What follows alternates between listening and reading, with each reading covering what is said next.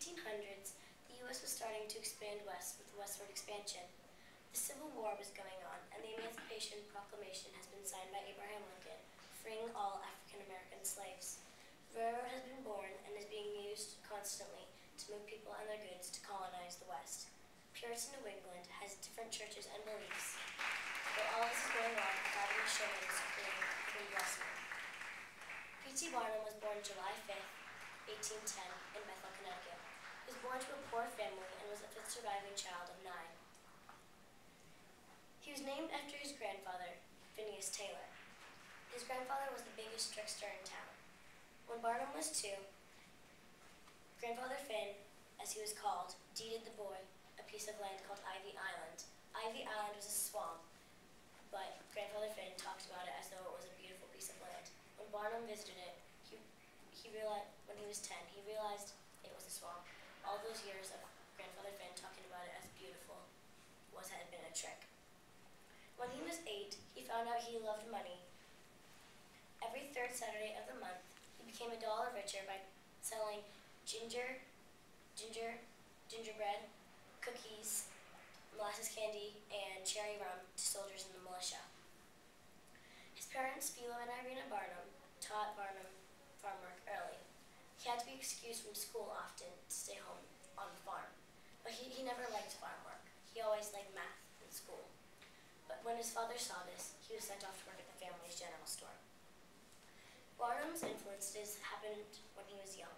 When he was young, his mother taught him to save his pennies and make the right choices.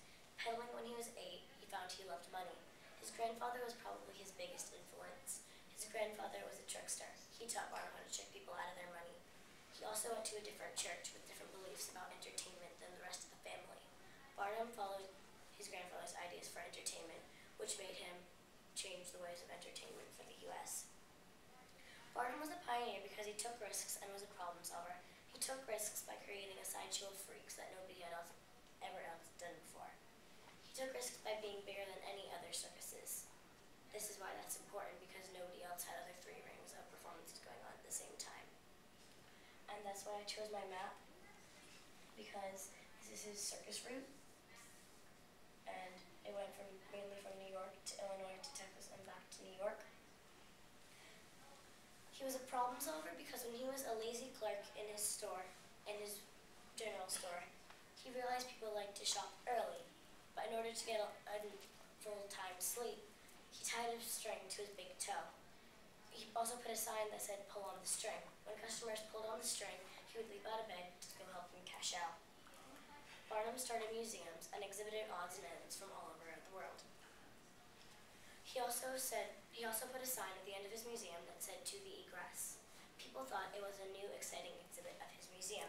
What was it? It was just "to the exit" in the last word of Latin. He did this to stop the big crowd, so people wouldn't crowd his museum, so he could move people in and out. Barnum's legacy still exists today. He was remembered as the king of humbugs. A humbug is a fraud. A Fiji mermaid is an example of one of his humbugs. He got the Fiji mermaid from an explorer who had come back from the West Indies. He advertised the Fiji mermaid as a beautiful woman, but what was it? It was the top of a monkey sewed to the bottom of a fish. This was one of his biggest frauds. When he died on April 4th, 1891, he left his circus to James Bailey, his circus partner.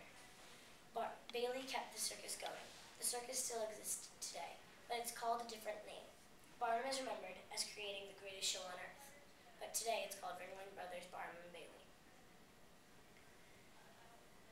My quote on my map is, "When entertaining the public, it's best to have an elephant." And he did this because Jumbo was one of his famous elephants, and after he would get off the railroad to go to the next town he was circusing in, he would parade Jumbo through the town to use as advertisement, and the more advertisement he got, the more money he would make, which would always be better for him. Tufts University in Massachusetts named their sports teams after Jumbo, the famous elephant. Why? Because Barnum was a trustee. He also left a donation to them when he died. Tufts Science Building is also named for P.T. Barnum. This is my portrait, influenced by Habak Piven. I have matches for his mouth because both of his museums in New York City burned. And I have handcuffs because he was arrested because he put some things in his newspaper that the government didn't like. And I have wine corks for his ears because when he was touring England and Europe, he would often visit vineyards, and the more vineyards he visited, he would often send endless bottles of wine back home. He would sometimes even be drunk before noon, and whenever he got drunk, he would be mean to his wives and daughters. And I have the golden music notes for hair because of Jenny Lind, who was his famous singer, the Swedish Nightingale, who also made him a lot of money. I have these dimes because he loved money, and I have the sideshow tickets because that's what he created, and it was also 10 cents per ticket. And I have kazoo because whenever I think of laughing and entertainment, I always think of the kazoo because it just sort of kind of makes you laugh.